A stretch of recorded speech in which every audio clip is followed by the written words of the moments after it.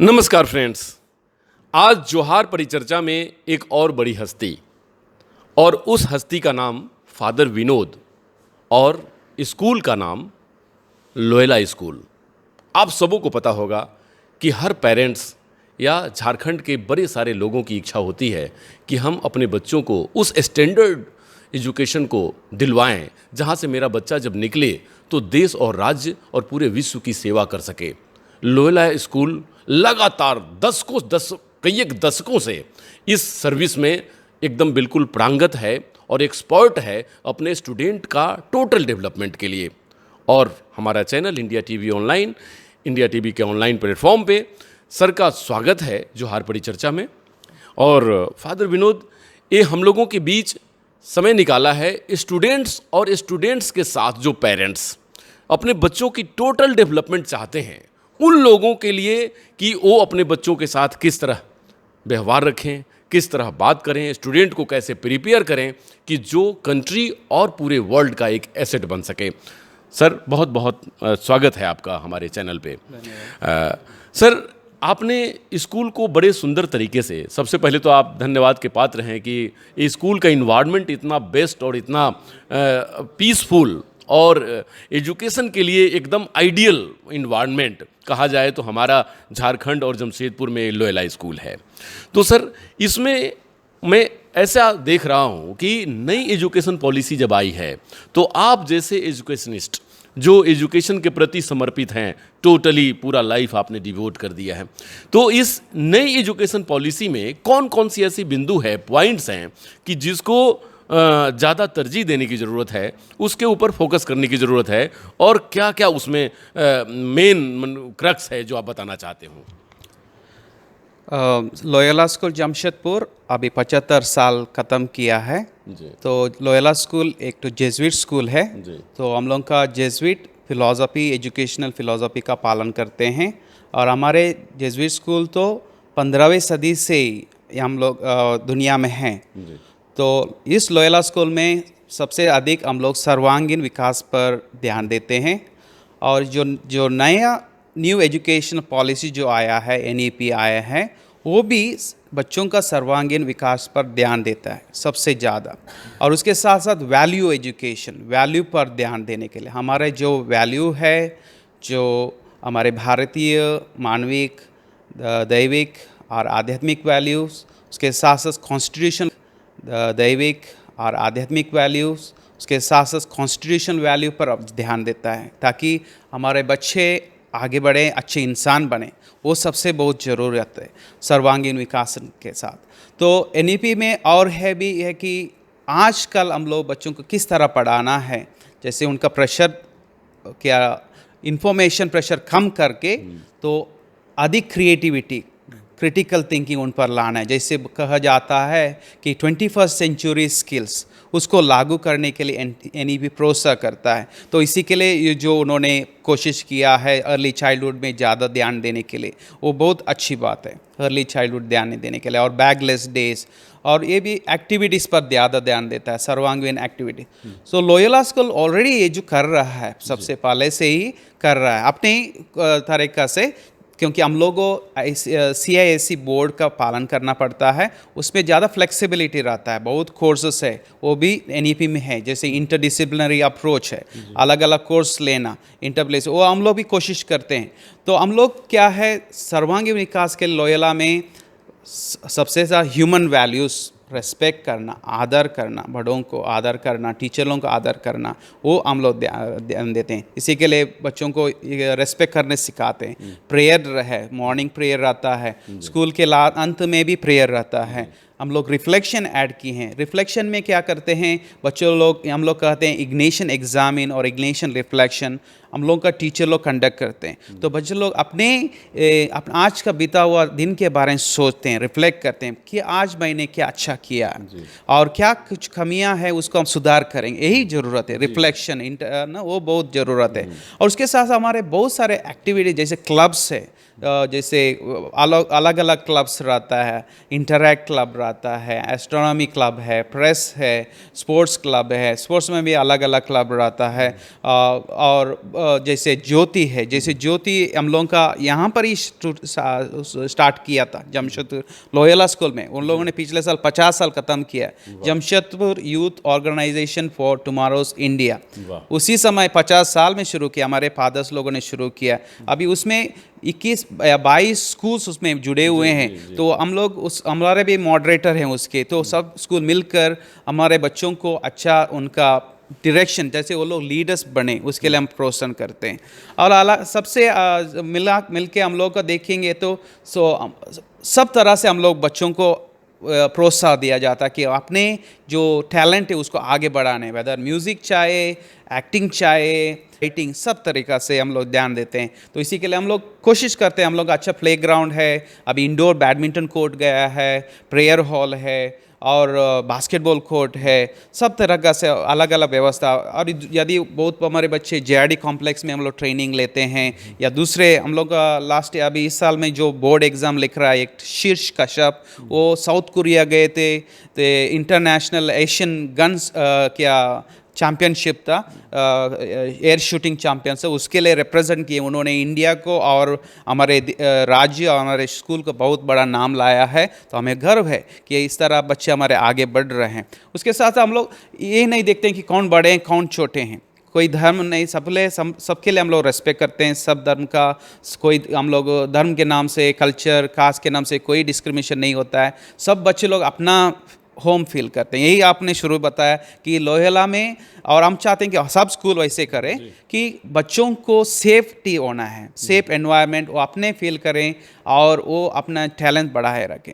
बहुत चैलेंजेस है क्योंकि आजकल मीडिया के चलते, सोशल मीडिया के चलते जो एक्सटर्नल प्रेशर सब आता है, बहुत चैलेंज है, लेकिन हमने कोशिश करते रहना है। तो हम लोग यदि और एक चीज़ देखेंगे तो स्पोर्ट्स के विषय में तो हम लोग बहुत जोर देते हैं, क्योंकि स्पोर्ट्स से उनका हेल्थ, उनका मानसिक हेल्थ, उनका साइकोलॉजिकल हेल्थ सब बढ़ जाता है। ओवरऑल वेल बीइंग उनको बहुत जोर, यदि वो एक्टिविटीज़ में रहेंगे, स्पोर्ट्स, फिजिकल एक्टिविटीज़, उनका मेंटल हेल्थ अच्छा रहेगा और उनका सर्वांगीण विकास अवश्य होगा। और हमारे स्कूल में देखेंगे तो सीनियर सेक्शन में 5 टीचर्स है, गेम्स टीचर्स में, जूनियर स्कूल में भी 5 गेम्स टीचर, उनका केवल गेम्स केवल फोकस है। तो हम लोग बहुत सुविधा दिया जाता है, गेम्स टीचर्स लोग सुबह आते हैं, स्कूल के बाद भी ट्रेनिंग देते हैं, तो बहुत सारा उनको प्रोत्साहन दिया जाता है। तो हमें खुशी है कि हम लोग, हमारे लोयोला स्कूल अभी 75 साल ख़त्म किए हैं, जो एनईपी में बताया गया है, तो बहुत सारे हम लोग ऑलरेडी पालन कर रहे हैं और बहुत से जो हमें सीखना है, तो वही हम लोग एक दूसरे से सीखेंगे और कैसे हम लोग दूसरे स्कूल से देखते हुए उनसे सीखकर, यदि वो हम लोग से सीख सकते हैं और मिलजुल कर, हमारा यही मकसद होना है कि हमारे बच्चे या हमारे जमशेदपुर के बच्चे आगे बढ़ना है, अच्छे इंसान बनना है और हमारा भारत, हमारा राज्य को, हमारा भारत में एक तो जो कॉन्स्टिट्यूशनल वैल्यू है, जो है हार्मनी में रहना, पीस में रहना, शांति में रहना, वो हमें ज़रूरत है। उसी के लिए हम लोग कोशिश करेंगे। जी जी, thank you sir. Thank you. ज़रा इसको कट करके फिर लेते हैं। फादर, आपने बड़ी सुंदर बात बताई कि टोटल डेवलपमेंट स्टूडेंट का एक हमारे लिए बहुत बड़ी विषय है और उसके ऊपर हमारी एनईपी, न्यू एजुकेशन पॉलिसी, और हमारा लोयोला स्कूल और इस जैसे बड़े सारे स्कूल काम कर रहे हैं। हमारे पूरे देश की डेवलपमेंट में स्टूडेंट्स का खास करके यही वर्ग है कि जो इस देश को विकासशील से विकसित राष्ट्र बनाएगा।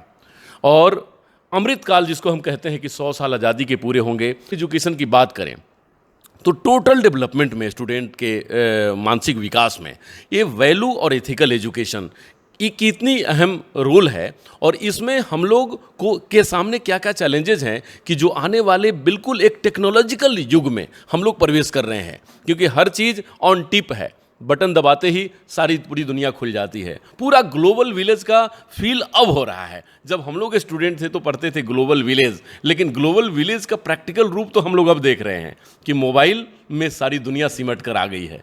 तो इस एज में जब हमारे स्टूडेंट्स जाते हैं कहीं जॉब करने के लिए या कहीं अपने करियर को बनाने के लिए, बेस्ट परफॉर्मेंस के लिए, तो कैसे हम एथिकल एजुकेशन, वैल्यू एजुकेशन और टेक्नोलॉजिकली उनको इतना वेल प्रूवन कर दें, वेल एस्टेब्लिश कर दें कि जिससे कि हम लोगों को पूरी दुनिया एक हमारी पीस, और हमारी पूरी दुनिया जो कि हम कहते हैं कि ईश्वर का कहना है कि दुनिया में जब शांति है तो शांति जहाँ है, कल्याण वहीं है, और जहाँ कल्याण है वहीं ईश्वर है। तो इस बात को कैसे पूरी की जा सकती है, कैसे तीनों को जोड़ा जाए, टेक्नोलॉजी, वैल्यूज़ एंड एथिक्स? देखिए, बच्चे लोग बहुत कुछ सीखते हैं अपने परिवार से।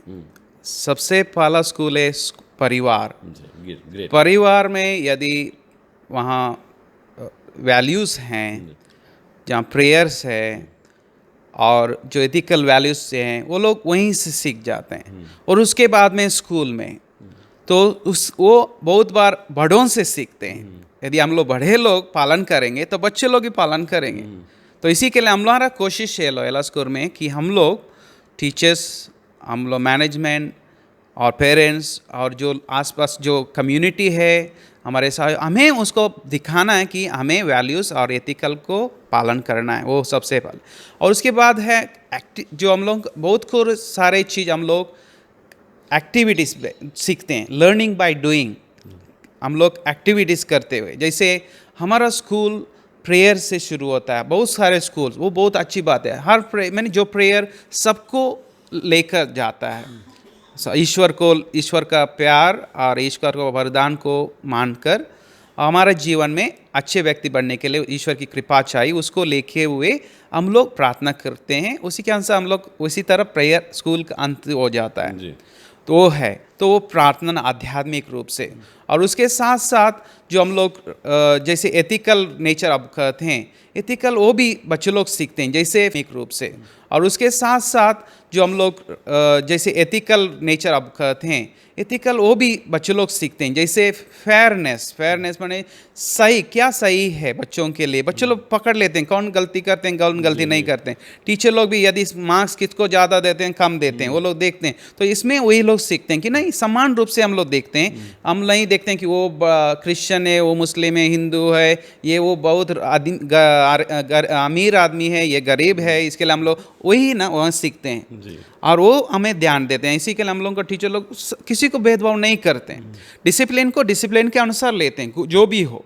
और बच्चे लोग जानते हैं कि यदि हम गलती किए हैं तो उसका डिसिप्लिनरी एक्शन रहेगा, लेकिन वो भी हम लोग ह्यूमैनिटेरियन डायमेंशन लेके जाते हैं। पुलिस नहीं हम लोग नहीं करते हैं, लेकिन सबसे पहले उनको वार्निंग करते हैं, समझाते हैं। उसके बाद हम लोग डायरी में लिखते हैं, पेरेंट्स लोग को बुलाया जाता है, टीचर लोग मेरे ऑफिस में, मैं वाइस प्रिंसिपल हूँ अभी तक में 31 में, मेरे पास भेजते हैं तो मैं उनको समझाता हूँ। यदि फिर दोहराते हैं तो पेरेंट्स लोग को बुलाते हैं। तो इसे करके हम लोग कोशिश करते हैं कि वो लोग अपने जीवन में जो अपनी गलती की है उसको सीखें। हम लोग आखिरी वही ना चाहते हैं कि सब लोग गलती करते हैं, छोटे बड़े गलती करते हैं, वही सीखना है। यदि मेजर गलती है तो उसको सस्पेंशन किया जा सकता है, हो सकता है डिसमिसल होगा। अभी तक किसी का डिसमिस हम लोग नहीं किए, जब तक मैं आया यहाँ पर किसी का नहीं हुआ है, सस्पेंशन हुआ है। लेकिन हम लोग चाहते हैं कि उससे वो सीखें, उनका लाइफ डिस्ट्रॉय ना हो जाए, वो बात नहीं, उनको सीखना है, वो बात है। दूसरी चीज़ है कि हम लोग का मॉरल साइंस रहता है स्कूल में, मॉरल साइंस क्लासेस है, रिलीजन क्लासेस है, उस पर हम लोग ध्यान देते हैं। क्लास 10 तक उनको मॉरल साइंस रिलीजन क्लासेस रहते हैं, उनको पर ध्यान देते हैं, वो है। और उसके बाद टीम वर्क एक्टिविटीज़, बहुत सारे प्रोजेक्ट वर्क रहता है, एक्टिविटीज़ रहते हैं। हम लोग बच्चों को विशिष्ट रूप से 10th 12th को हम लोग जैसे Cheshire home, Mother Teresa sisters लोगों का घर है, वहाँ लेके जाते हैं। तो वो देखते हैं कि हमारे समाज में क्या हो रहा है, कि जो गरीब है, जो माने जो बच्चे लोगों को रेलवे स्टेशन में छोड़ दिया माँ बाप, उन बच्चों को सिस्टर लोग, मदर तेरेसा सिस्टर लोग देखते हैं। जिनका कोई अंग विकलांग है, मानसिक विकलांग, उनको चेशायर होम सिस्टर लोग कितने प्यार से उनको ह्यूमन डिग्निटी देखते हुए उनको देखते हैं। तो वही उनको सीखना है कि हमारा समाज में बहुत बुराइयाँ भी, प्रॉब्लम है, लेकिन हमारा चॉइस है, हर व्यक्ति का एक जो चॉइस है कि हम सही रास्ता में जाएं या गलत रास्ता में जाएं। वही हमें सीखना है स्कूल में कि हमें कि ये जो टेक्नोलॉजी का एडवांस वर्ल्ड होते हुए भी हमारा डिसीजन सही होना है, कि दूसरों का अन्याय नहीं होना है, दूसरों की भलाई करने के लिए हमें यूज़ करना है। यदि वो सही तरीके से हम लोग कोशिश करेंगे तो हमारा देश सही बहुत लोग, जैसे मैंने कहा Chester home, MC sisters place, वो लोग वहाँ हेल्प करने जाते हैं। यहाँ ब्लाइंड एंड डेफ स्कूल है, वहाँ हेल्प करते हैं, क्योंकि उन्हें लगता है कि ह्यूमैनिटी तभी बढ़ेगी, ह्यूमैनिटी बढ़ेगा, मानवीयता तभी बढ़ेगा। वही हमें ज़रूरत है आजकल। फादर, मैं जैसे कहा था टेक्नोलॉजी, क्योंकि अब मोबाइल स्टूडेंट्स बहुत ही मोबाइल के साथ समय बिता रहे हैं, तो उनके लिए क्या कहना चाहेंगे? टेक्नोलॉजी को कितना यूज़ करना चाहिए उनके लिए जो फ़ायदेमंद है? देखिए, हम लोग टेक्नोलॉजी तो हम लोग का पार्ट ऑफ लाइफ बन गया है, उसको हम लोग हटा नहीं सकेंगे। कोविड के समय हम लोग जान गए कि टेक्नोलॉजी के चलते पढ़ाई कुछ हम लोग कर सके, तो वो उनका पार्ट एंड पार्सल हो गया। लेकिन उन्हें सीखना है कि टेक्नोलॉजी सही तरीक़ा से यूज़ करना है। मोबाइल अच्छी बात है, लेकिन मोबाइल किस तरह सही तरीक़ा से यूज़ करना है, उसका हर चीज़ का साइड इफ़ेक्ट रहता है। खाना अच्छा है, लेकिन ज़्यादा खाएंगे तो अजीर्ण हो जाएगा, इंडाइजेशन हो जाएगा। वैसे मोबाइल बहुत अच्छा है, बहुत सारे, लेकिन उसको सही तरीके से इस्तेमाल करेंगे उसका फ़ायदा है। नहीं तो क्या होता है, आजकल बहुत प्रॉब्लम है सोशल मीडिया से, बच्चों लोगों को कोई कंट्रोल नहीं है। उसी के चलते क्या होता है, साइबर बुलिंग होता है, और उनको मालूम नहीं उसका इफेक्ट क्या है। वही बात, और उसके बाद में उनका मेंटल हेल्थ कमज़ोर हो रहा है, क्योंकि उनको कंसंट्रेशन नहीं आता है, क्योंकि उसमें ज़्यादा वीडियो गेम्स उसमें रहते हैं। तो मेरा अनुरोध है पेरेंट्स लोगों को विशेष रूप पर उनको मोबाइल देना है, लेकिन उनको फिक्स करना है कि उतना समय में उनको मोबाइल यूज़ करें, ज़रूरत के अनुसार। वीडियो गेम खेलें, अच्छा है, लेकिन उसका समय रहेगा, दिन रात नहीं। बच्चे लोग रात को नहीं सोते हैं, बहुत बच्चे लोग रात को भी उसको यूज़ करते हैं। वो पेरेंट लोगों को देखा है, नहीं, उनको सीखना है। यदि बच्चे लोग वो सीखेंगे तो अवश्य ये जो तीनों, जैसे आपने कहा, आध्यात्म, वैल्यूज़, एथिक्स, वो सब, और टेक्नोलॉजी और सर्वांगीण विकास के जो कुछ हम लोग कहते हैं, और बच्चे लोग ज़रूर सीखेंगे और आगे बढ़ेंगे। जी फादर, लास्ट में एग्जामिनेशन चल रहे हैं सब जगह स्कूलों में, और आप जैसे शिक्षाविद जो कि हमारे देश के प्रोमिनेंट शिक्षाविद हैं, तो आपके वर्ड्स क्या होंगे स्टूडेंट्स के लिए कि एग्जामिनेशन की प्रिपरेशन अच्छी कर सके, उनका रिजल्ट अच्छा हो, और वो अपने तरीके से कंफर्ट फील कर सके, एग्जामिनेशन से कोऑप कर सकें? ये बहुत अच्छा सवाल है, क्योंकि बहुत बच्चे लोग बहुत टेंस होते हैं बोर्ड एग्ज़ाम को लेकर। अभी ऑलरेडी एग्ज़ाम्स चल रहे हैं, तो मेरा सुझाव था मेरे बच्चों को, स्टूडेंट्स को, कि ये एग्जामिनेशन बोर्ड है, एक इम्पॉर्टेंट स्टेज है अपना लाइफ में। सब everything, it is not everything, it's important stage one's life. वो उसको हम लोग माने सीरियसली लेना है, लेकिन इतना सीरियसली नहीं लेना है कि ताकि हम लोग पूरा डिप्रेशन में हो जाएं, फेल हो गए तो क्या होगा। दुनिया में अभी देखेंगे तो जैसे एप्पल का स्टीव जॉब्स साहब थे, वो लोग फेलियर थे। बहुत लोग अभी इलन मस्क, वो लोग कॉलेज नहीं किया है, वो बहुत बड़े आदमी बन गए।